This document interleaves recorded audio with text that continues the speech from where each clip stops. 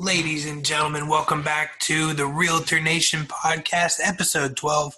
My name is Ian Hoover, and I am the host of this podcast, and I'm very excited to bring to you the Realtor Nation, a show to improve your business. Today's pod is going to be great. I've been looking forward to this one for some time now. Realtor versus contractor. I am going to ask the questions you want to know and get an honest answer from the CEO of one of the top contracting firms in our market, Shannon, Staley & Sons. So before we get started, I want to talk about his impressive company. Shannon, Staley & Sons has been in business since 2014, has approximately 84 employees currently. It was ranked number 177 out of 5,000 in Inc.'s fastest growing 5,000 U.S. companies and was ranked number 4 in the Pittsburgh Fast 50. I'm very excited to introduce Steve Daniele. Welcome, Steve. Ian, thanks for having me. I appreciate it. Thanks for taking the time out of your busy day on a snow day in Pittsburgh to join the podcast. We've been planning this for a little while. I'm happy to have you on. Thanks again. I appreciate it. So if we could start by you telling us about your journey from, I think you were in construction yourself, right? And then you became the founder and CEO of Shannon, Staley & Sons. Or take us back and what was your journey? So, Ian, my journey has one consistent component. I'm going to use the word failure. Through a variety of failed attempts, I found myself now doing what I do, which is CEO and owner of Shannon, Staley & Sons Construction. We're an 84 employee construction services provider here in the Pittsburgh market. And my background is I did not come up in the trades. I actually have a finance degree from Penn State University, and I was hired by a new construction builder. And that's really where I learned the business. Ended up getting exposed to operations, to sales, to marketing, to service, really the whole gamut for that first employer. And that's how I was able to learn the business and really be able to start the construction company that I did. So you went from having a finance degree to being in construction. Not really the typical path they probably preached at Penn State, right? It's correct, but there was a reason. I similar to you, Ian, I fell in love with real estate. And what really happened is I started my real estate career right out of Penn State. Just bought my first duplex. My choices were live with my parents, live in a crappy one-bedroom apartment, or slap together a little bit of capital and buy a duplex and learn how to become a landlord. So I chose option 3. And really the construction piece followed me getting a few 2 units, 3 units on the real estate side. And I found pretty quickly that I need some construction help. And so that's honestly where finance found its way into a construction owner. So the interesting thing that you said there is that you kind of started this out of a need, because the reason why I was so excited to have this podcast is because I think a lot of real estate professionals, and maybe I'm just speaking for myself, but a lot of real estate professionals have the feeling that contractors are such a pain to deal with, and they like it's one of the worst things in our industry. So that's essentially what you did. You said, this is broken and I can fix it, correct? Well said. It was completely selfish for starting a construction company because I had a pain point as a real estate client. So now I'm sure that you, with buying real estate, so how many properties do you approximately own, or do you know? I mean, I know sometimes it's hard to keep track. So it's units for me because I don't know the total property number. I own some of these properties myself through various entities. I do partner as well. So I have a total units of 118 units right now. Wow. Okay. Very impressive. I'm not quite there. I think I'm somewhere in the 60 unit range, but I'm getting there. Yep. So as much as we talk crap on contractors, I'm sure that you've had plenty of great experiences with our real estate professionals, correct? I mean, never once have run into a real estate agent. Professional, courteous, specifically the Deacon Hoover agency, no mistakes. It's actually quite impressive. I mean, hey, I did not pay for that endorsement. I just want to point that out. No, I mean, seriously though, have you ever run into a real estate agent where you're like, man, how does this guy do business? I mean, other than me, of course. I'm sure Of you see course. me. Ian, like you said, 15 years of doing real estate now, you know, real estate agents, like construction companies, they all have their strengths and they all have their weaknesses. And what helped me was really finding real estate relationships with other real estate investors. For me, the ideal is when I have a real estate agent. And it's even bigger than real estate agent. It's your title company, right? It's your lenders. It's your real estate agent. It's everybody that does a transaction when you're building a real estate business. For me, I found more success working with people that you can label them as competitors. You can label you and I as a competitor. We're both out there actively looking for properties. But I have found more success working with peers that are actually in the business. Ian, it's an abundance mentality, right? There's so much out there. I don't get concerned if I'm working with somebody and they get a deal before me. It's just there's so much out there to do. That's my opinion. Okay, well, I like how you strategically did not bash real estate agents while answering that question. Good job there. Why do you think contractors get a bad rap?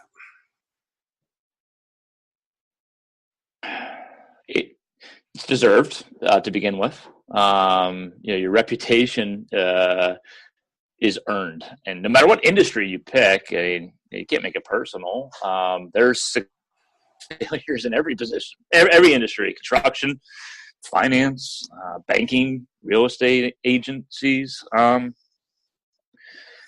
As a stereotype, contractors and construction companies get a bad reputation because they don't deliver on their commitments. That's the number one pain point I hear from clients and potential clients. I believe that is probably communication and not delivering on, creating false expectations, essentially, I think is what my experience has been. Now, your firm does some things differently. We're going to get into that here in a little bit. But I feel like most people deal with the 1 or 2 truck operation guys. And to be honest with you, they're not probably making enough money to run the business effectively. So they're literally taking the next job to get the deposit so they can continue to do payroll to finish the last job. And if that job doesn't meet the timeline to finish, then they're now late on starting the next job. And it's just this crazy cycle that I've seen these contractors get into.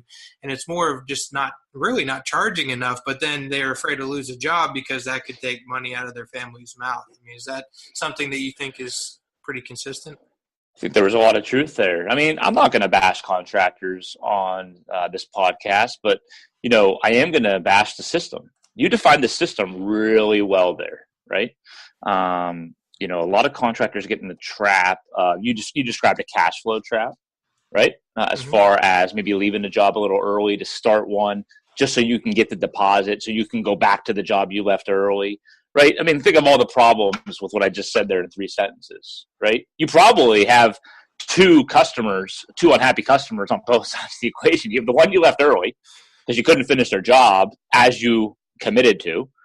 And you probably ticked off the customer that you took money from too early because you haven't bought anything and you haven't done any work yet. It's not a real effective system, in my opinion, for hitting commitments. And I like what you said as far as running a contracting business like a business, which is make the commitments to your clients and keep it. And you have to overcome the cash flow, and you have to overcome the customer service issues, and you have to overcome quality issues from your labor force. It is like any other business in that sense when you have a service product as a construction company does.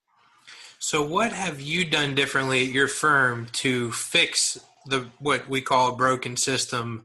Because clearly whatever you're doing seems to be working, at least from the outside looking in. And we are experiencing some success. We have challenges like everyone else too. The one thing I did right is I hired right. And let's start with the word hire, because that's really, and my business, that's probably my biggest differentiator when I take my product out into the marketplace to sell to a client compared to a 1 or 2 man or woman band. My biggest differentiator is I hire employees. And, that's not the typical approach in my business, in my niche of construction services. But what it's enabled me to do is I really have control over my product. Earlier in this line sequence of questioning, you really described an accurate scenario that a lot of real estate clients that I have, they would have said just what you said, Ian. By having employees and hiring the right employees, we're able to deliver our product on time, on budget pretty consistently. Yeah, we have some that go over, we have some that come under, but we're pretty consistent on our budget. But the key is we control the product. We're not at the mercy of somebody else's job. We're not at the mercy of cash flow issues from a subcontractor. We handle it all in-house. And so that was the one thing we really did right, is we really hired driven, passionate, intelligent people. And that's what really worked for us. Well, the absolutely mind-blowing thing for me is that you hire actual W-2 employees compared to the average Joe contractor that's hiring 1099s, even though that may or may not be legal the way that they do it. And then you're providing them with benefits, with workman's comp, right? I mean, that's got to be super. Your workman's comp bill has got to be through the roof, and it probably is like me opening my accounting bill. I posted a funny GIF of Jim Carrey with a face on Twitter with me opening my accounting bill last week. But I mean, that's got to be something that like your heart drops every time you open that workman's comp bill. But that's the things that you have done to grow your business, and I'm sure it came with some struggles, but that's really, I think, what's setting you apart, correct? You nailed it. The finance degree helped as I scaled out and laid out my business in a 1, 3, 5 year plan. I just started year 5. By all means, when I laid out a 5-year plan, 5 years ago, not everything has happened according to the plan, but you really summed that up well. I knew it was going to take some capital to be able to really stay alive as a company for those first couple of years, because I knew my direct cost of labor. That's what you just described. I knew they were going to be higher than the competitors, right? I offer 401k. I offer full medical, including dental and vision. We offer a lot of benefits that the craftsmen that we bring on cannot find in this industry, specifically with our competitors. So it does get us a better quality of craftsmen, no doubt. It lets them stay.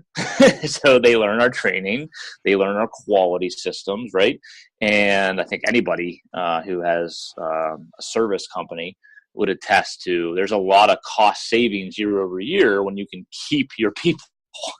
That's a huge cost savings for us. So what's happened over time is our direct cost of labor has went down. So when we first started the company, Ian, we could only choose a couple clients. We could really only choose the ones that were most time sensitive, right? They would overpay. They would spend more to hire my company than they could a subcontractor, with the guarantee that my company would deliver on time. So that's how we started. As my direct cost of labor have come down year over year, workman's comp's a great example. I actually pay a lot less in workman's comp in year 5 than I did in year 1 because I haven't had claims, because I have employees who follow OSHA and our safety protocols. And so it's really all been an investment and a building of a true business. And that's where now in year 5, I can much better overcome, pain point in year 1. And I didn't anticipate the market maybe being as large as it's turned out to be. As my direct cost of labor have come down, as my prices have become more competitive, more and more our markets, it feels like every month, every quarter, every year are opening up that we did not anticipate, because our prices are really in line now in a lot more markets than they were out of the gate. So I would, just from the little bit that I know you, which I've gotten to know you quite a bit over the last year or so, I would call you a borderline serial entrepreneur, because yes, you have your main contracting business, but it seems like, just like I do, when you're looking at your business, you're seeing a bunch of other opportunities that you are getting into slowly but surely. And can you speak a little bit on that? I mean, do you think there's ever going to be a point when you stop saying, okay, I'm not adding any more revenue streams for Shannon Staley? Great question. Serial entrepreneur, I don't know about the term. I will admit to some of my flaws, which is the shiny object that's over there in the corner. I want to grab it like any entrepreneur. It's very difficult for me to stay focused. That's okay. Embrace that, right? But you're accurate. And as far as the latter part of your question, do I ever see a time where revenue will stop growing or whatever? What's interesting, Ian, is I started construction as a solution for my real estate problem. It turns out that the passion that I have for real estate, which makes me answer the real estate part of the question, is I can't ever see myself stopping. I hope my wife doesn't see this podcast. I don't at this time. The same passion has, through osmosis, I guess, has went right into construction, and I don't see myself anytime soon. That's for sure. Stopping what I'm doing on the construction side. And it doesn't have to mean rapid revenue growth like we've had. There's so many ways to grow, both professionally and personally. So maybe the growth is, higher level of satisfaction by my employees, right? Maybe that's growth. Year over year, my employees report being happier in their job. There's lots of ways to measure growth. And no, I don't see me stopping anytime soon right now. No. You're a freight train. I look out for the competition. You're going to take over everything. So why have you not gotten your real estate license? You have purchased 118 units. I'm sure you've sold some stuff over the years. I know you do flipping as well. Why in the world did you not go and take what used to be 60 hours of training, now 75 hours of training, put a little piece of paper on a wall, and make commissions on every real estate deal you do? Ian, if I did that, how would you be able to have this beautiful, wonderfully run podcast? See, I need to pay for my real estate transactions, or otherwise I'd never get on a podcast like this.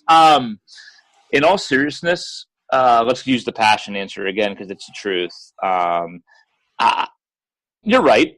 I could have saved money, gotten the license, and more would have hit my bottom line.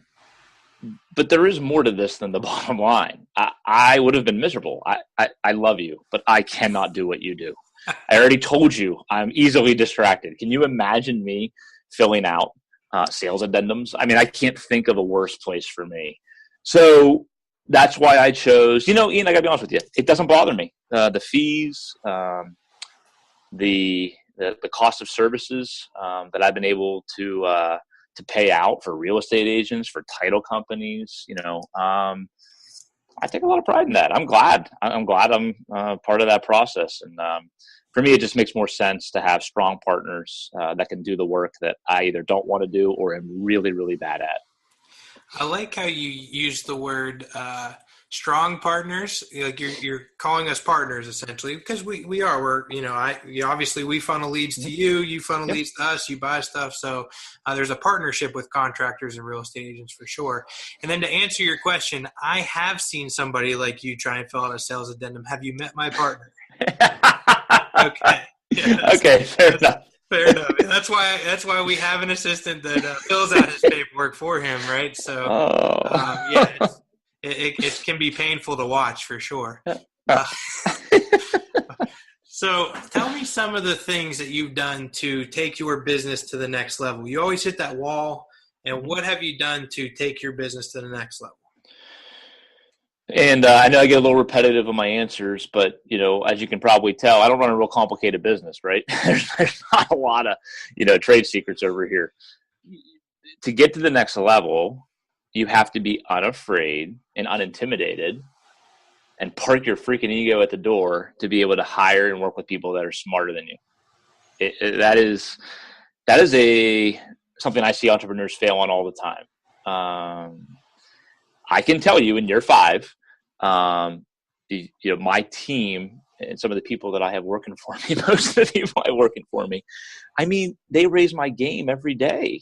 That's how it keeps getting raised is, my bandwidth, we're past that. This animal has grown way past Steve Daniele, that's for sure. And I'm able to take it to the next level because I have people pushing me to take it to the next level. And you know something? Take a lot of satisfaction when we get to the next level, and I'm not by myself in a room celebrating. I'm actually with a group of people that I want to work with. I want to spend my professional life serving, and vice versa. And boy, does that make it enjoyable when you hit that next level. Because unfortunately, right, when you go to the next level and you're a guy that's went to the next level multiple times, you can't just like skip the part where it's really painful, right? Like that's not an option. No. I haven't. If you have, please tell me. You're smarter than me, like I just mentioned, so I could use that answer. But I have not found the easy button. So Staples sells it. I've seen it on. You just buy the easy button. Yeah. I love some of the things you said there. Actually, most of the things you said there. I'm always preaching to everybody to hire. Like if you're an agent and you get busy, hire somebody to help you go to the next level. You can't do it all yourself. And if you try to, you're going to fail or just stay stagnant for a very long period of time. So let's talk about your marketing. How do you market your business? Word of mouth. Word of mouth. Word of mouth. Marketing and advertising are two different terms, right? If you look at our 2019 budget, there is no line item for advertising. That could change at some point, but for us and for the customer we're working to keep happy and then attract more of, we believe advertising isn't the marketing engine for what we're looking for. So I guess to answer your question, I think you better know your market first, right? Before you start plopping down cash, time, whatever, to do marketing, you better know and you better be crystal clear on what you're actually trying to attract. I think that's a problem is business owners will maybe not have their market clearly defined. And then the real problem is you spend money marketing, and then you got even a bigger problem on your hands because you marketed to something that you can't even successfully do. Our marketing approach is driven by word of mouth, relationship, and making sure that we're targeting the market that we're successful at. I'd love to tell you that we are successful at every aspect of construction services. That would not be honest. We have strengths and weaknesses like every company, and we truly market towards what our strengths are. And then we work to improve and hire to improve on what our weaknesses are, so that hopefully we can market to some additional areas every single year. It's funny. My agents come to me and say, "Hey, what do you think about paying for Zillow leads or Realtor.com leads?" And I'm like, "Well, have you made your expire listing calls every single day? Because those are free, And a lot of times the answer I get is no, or I've made them a couple of days this week. And it's like, well, if you're not doing that, you're not going to follow up on those leads you're paying for. So what makes it any? So you're obviously in a very similar industry, and you also invest in real estate. What's your favorite thing about the real estate business? What's my favorite thing about that's a good question. What's my favorite thing about the real estate business? My favorite thing is typically it'll take some capital and it'll obviously take some work, construction, property management, acquisition, all those fun parts of being a real estate investor. But typically, I forget about my real estate investments. And why that makes it my favorite thing is it grows via appreciation very quietly in a corner. And we've already touched on my lack of discipline. So it forces me to, not spend a lot of time agonizing or I don't have to read my balance sheet, my income statement every single day on every real estate entity I have, right? It's a pretty consistent product. And my favorite thing is that it allows me to really not dedicate an overwhelming amount of time once you successfully complete. I'm speaking as a buy and hold investor, right?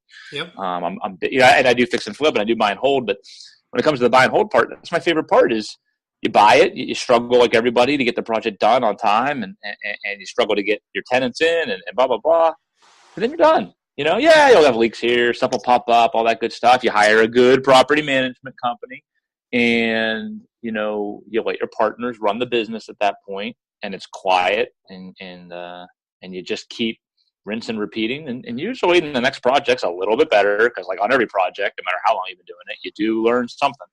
That's for sure, right? Absolutely, you sure do. So, what's your least favorite thing about our business? Real estate agents. No, kidding. Touche. Yeah. What's my least favorite part of real estate? I'll go to the fix and flip for a minute. I'm not sure this is my least favorite. This is what popped in my head. It does frustrate me when a buyer of a fix and flip has a stereotype that it's poor quality. I don't like that part of the business. I'm great with it. Yeah, I see all the time. And I'm great with it when there is a poor product delivered by someone who's trying to fix and flip. Good. The customer and the buyer needs to call them out. But I'm not super comfortable with that stereotype because I look at fix and flip, again, another passion I have, as a great way to take a dilapidated asset and turn it into, a nice little contributor to whatever street, whatever township, whatever city it's in, right? Now all of a sudden it's back on the tax rolls. Now all of a sudden someone's actually living there, getting some kind of enjoyment out of it. So that's one of the aspects I don't like about real estate is that negative connotation. I'm a data guy, so, I get it. There's stereotypes everywhere. For goodness sake, I own a construction company. I get the stereotypes, but one bad apple ruins it for everybody. That's what I always say. Yeah. It's tough on that side of the business. That's for sure. So this is going to be an interesting question. I'm looking forward to the answer. From the time you wake up to the time you go to sleep, what does a typical day in the life of Steve look like? Ian, it's so boring. How can you possibly be excited by this question? So anyway, let me answer quickly so we can move on to hopefully an interesting question that someone wants to listen to. I'm actually excited. So I am one of those freaks that gets up early. So I had no alarm clock, none of that. I get up at 4 a.m. It's like one of those like Groundhog Day things where like I can't avoid it. Like it's either between 3:59 and 4:02 on my phone every morning when I wake up. And I go right to the office. My office is 5 minutes from where I live. I'm usually in the office by like 4:05, 4:10. I like to get emails done for an hour. I like to have mindless work with a couple cups of coffee. And then I go do my workout at 5:20. You can't tell you're going to embarrass me. I'm a little rhythmic. The typical day is pretty darn typical. Get back to the office around 6:30, 7 o'clock. And then it's a mix. So my typical day will involve small, we'll call them 2 to 3 little time blocks where I'll turn my phone off actually and close the door for 40 minutes. That's the end of my focus. 40 minutes is my max, but I'll truly get my top, call it 3 to 5 priorities done. I like to do one at 8 o'clock and I like to do one at 9 o'clock. What that's enabled me to do, so I never really schedule anything, and you know this about me, from 8 a.m. to 10 a.m. You can't really grab me because I'm getting my priorities done. And that enables me as an owner of an 84-employee company, it enables me to be able to handle everyone else's problems the rest of the day because, frankly, that's my job. And so the rest of the day is a mix of meetings, phone calls. I don't do a lot of podcasts. This is actually my first one. This is not typical. And that's really my day. And then, I'm done at 5:30, between 5:30 and 6 o'clock. I got 4 kids at home. I have a wife. I'm big on, 4 a.m. to 6 p.m. is enough. If I didn't get what I needed done, then that's probably my fault, not somebody else's. Dinner with my family. The kids are in sports and all that fun stuff at night. Go to bed around 10:30 and do it all over again. Teach me, O wise man. I cannot wake up at 4 a.m. I wake up at 5 and get to the gym and do my thing, but 4 a.m., I've tried numerous times, and I just can't do it. Everybody, and you know what I can't do, and I bet you do this well, 9:30 at night, 10 o'clock, if you really got something you got to get done, right, you can pop that laptop open. I couldn't do that. I mean, my house could be on fire, and if it was 9:45, I'm just going to say, you know what, I'm going to bed. I will handle this at 4 a.m. We're all different, right? I'm a big 10:30, 11 o'clock emailer. Yeah. Oh, nope, I'm the jerk responding at 4 a.m. to your 11 o'clock emails. That's how we work, right? Well, the funny thing is, I bet the reason why you email at 4 o'clock and why I email at 11 o'clock are the same thing, right? Because you don't get a response. But so well said. You shouldn't spend your entire day staring at your inbox. I mean, right. What are you really accomplishing? You have to have rhythms, and you have to be able to, you shouldn't let your email go for 3 days. That's going to be a problem. But you shouldn't be staring at it 24/7. I mean, that's not what email's for. So anyway, I'm going down a tangent here, but that is the typical day. And it sounds like you have something similar, where you kind of have your little time blocks set up, and it's the only way to get stuff done. I'm Yeah. very structured as you are. I honestly hate the weekends because I feel so unstructured on the weekends that I just can't wait for Monday to come back. And people tell me I'm crazy, but that's just how I Nope. am. That's how I'm wired.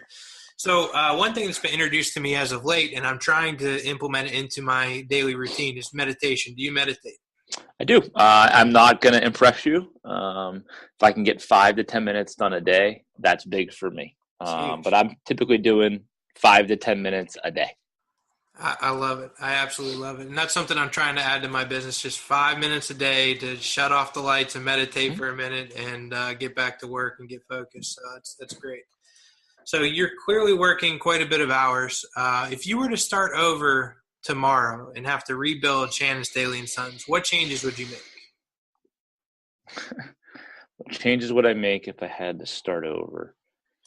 I'd invest in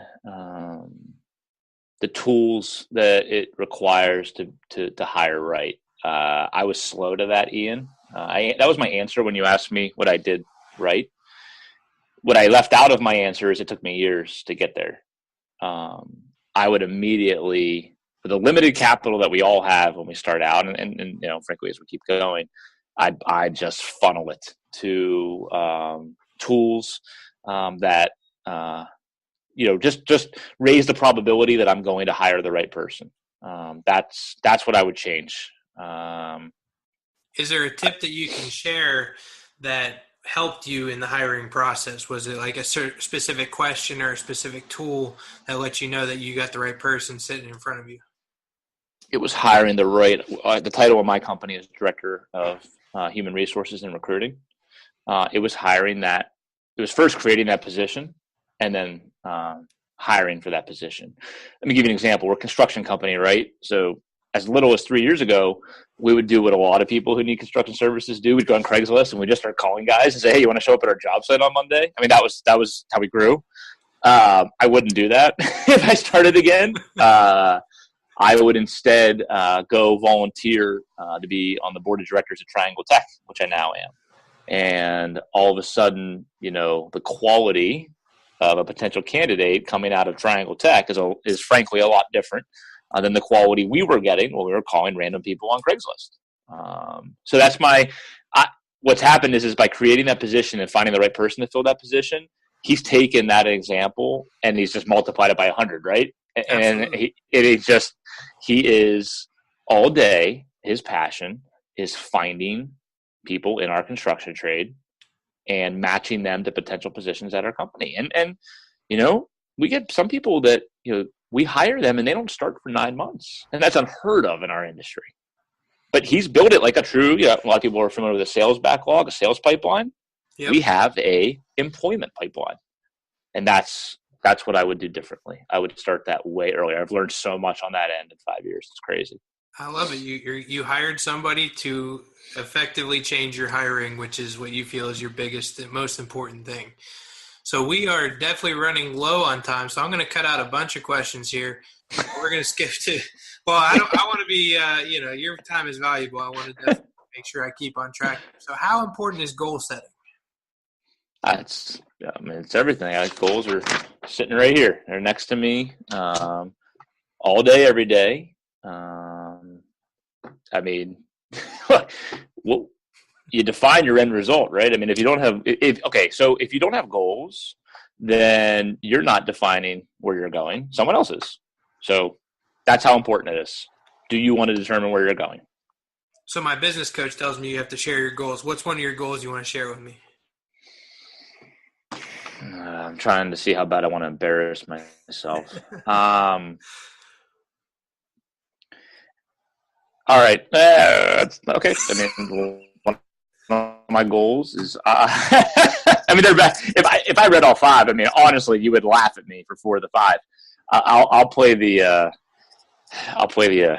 this card. One of my goals is to donate 10% of our net profits to a charity of our choice. There's a charity that's really close to Shannon Staley.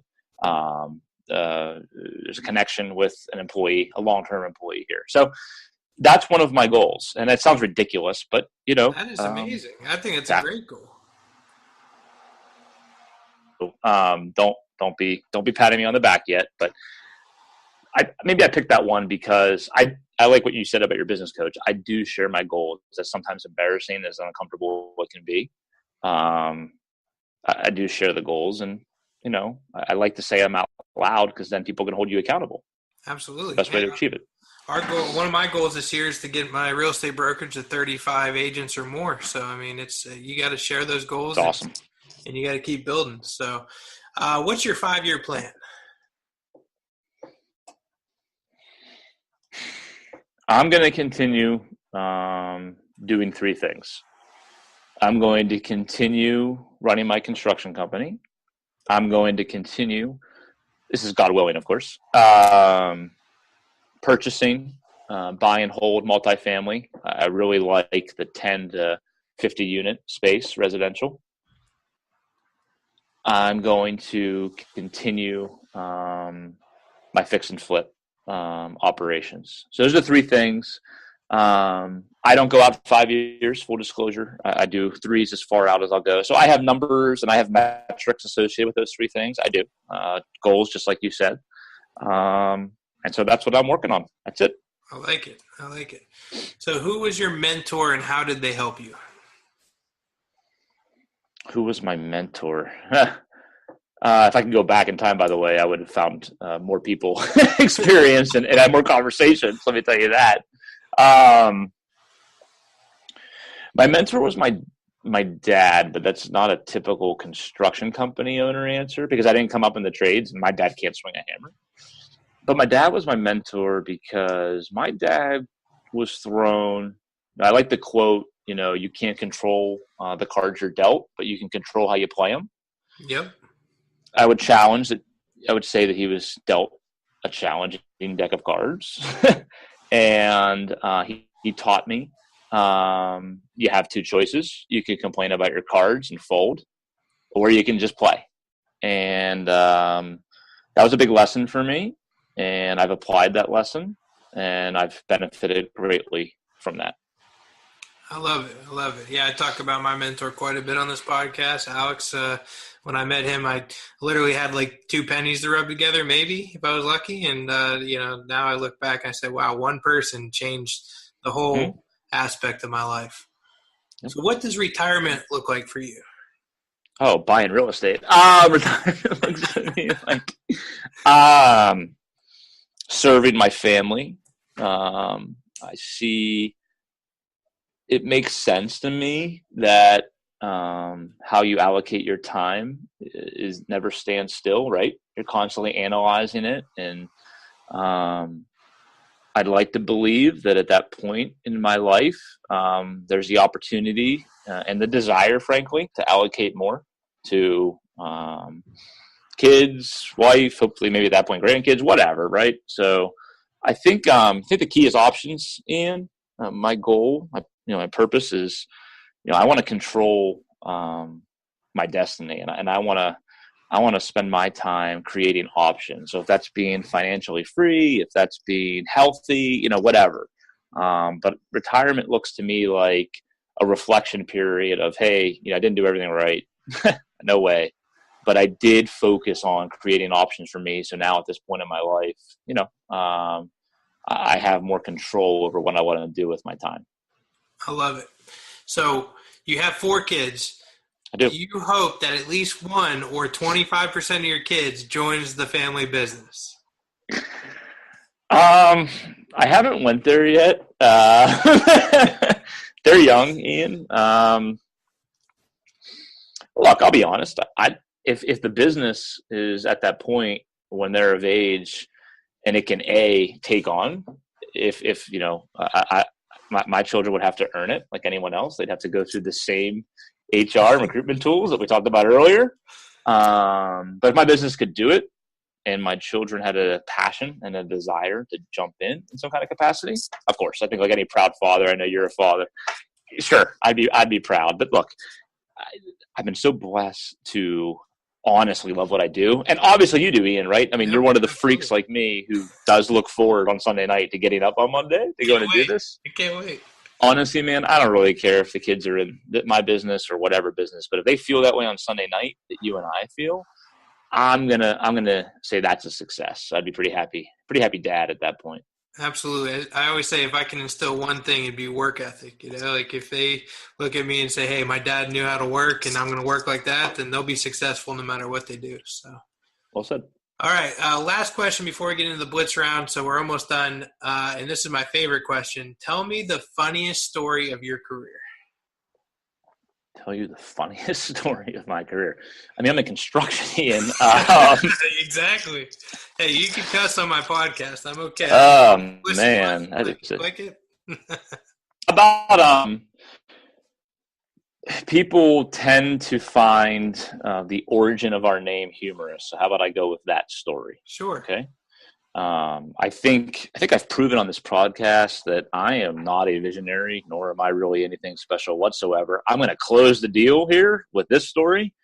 We talked briefly about I only started construction because I was trying to solve a real estate pain point, right? Right. Shannon, Staley and Sons is the name of my construction company. I do not have my personal name in there. And I actually didn't have boys. What ended up happening was it's completely made up because I spent zero time on creating. And by the way, I want to preface this. Please do not do what I did when naming any company that you're about to start, because this might be the worst idea ever. But I saw the logo. I'm not a visual guy, but I saw the 3 S's, and I like that logo a lot. And so I was just making up stuff, and I was having friends and family, and we're all just throwing crap together. And what happened is Shannon came first. I like the name Shannon.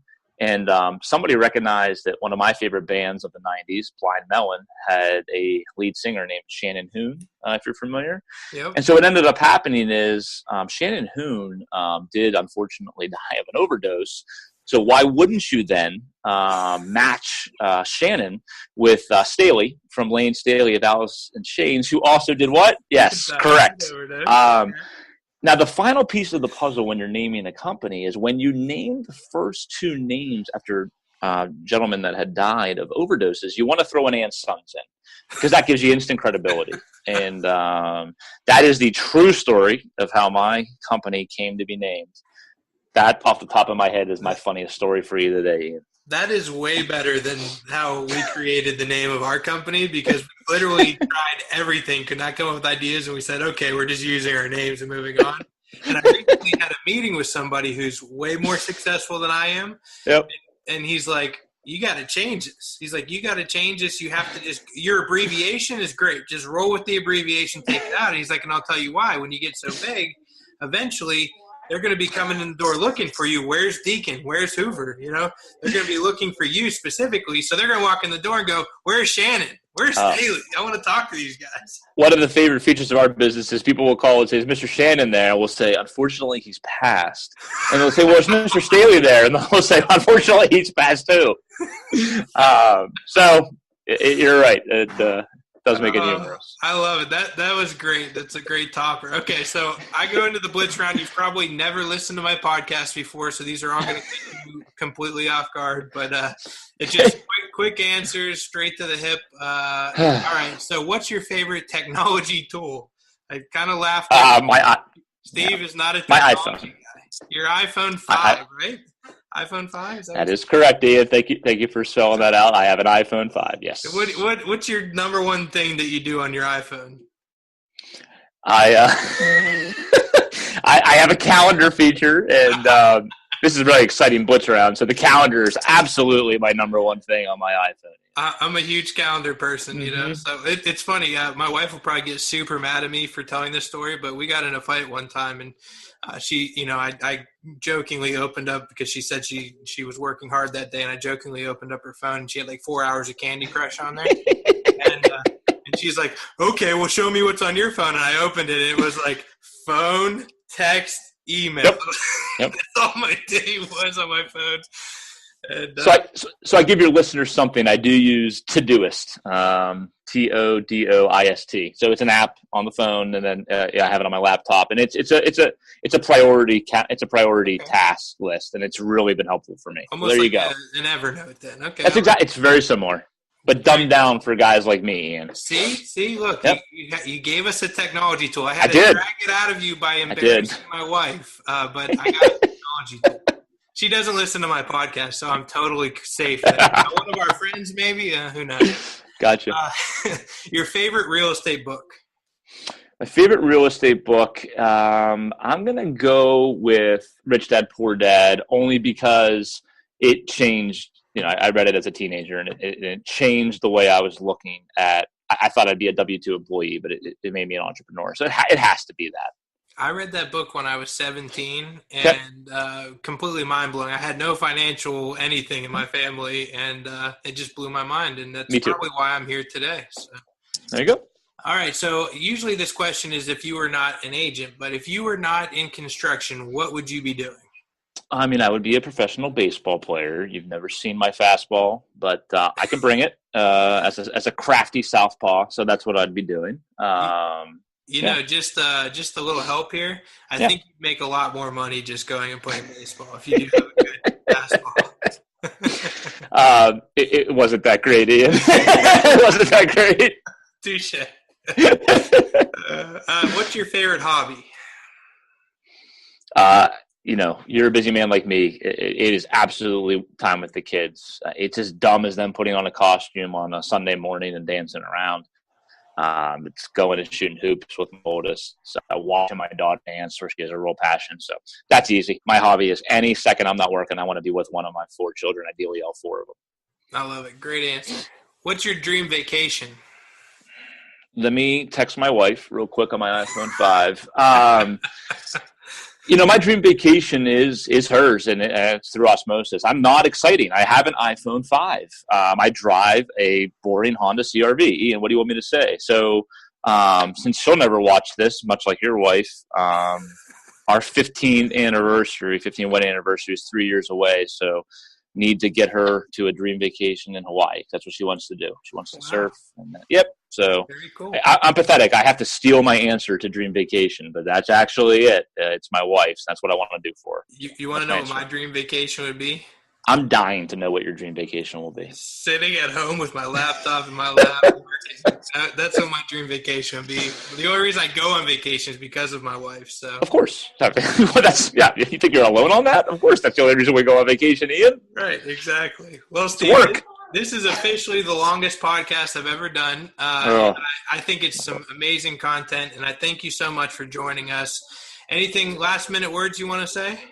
No, I do want to say thank you, though. I'm grateful that you put me on, and this was fun. I always enjoy talking to you. I don't care if it's a podcast or lunch or a phone call, so thanks for the time. I know you're not a big social media guy, but I will take care of blasting you all over social media for this, okay?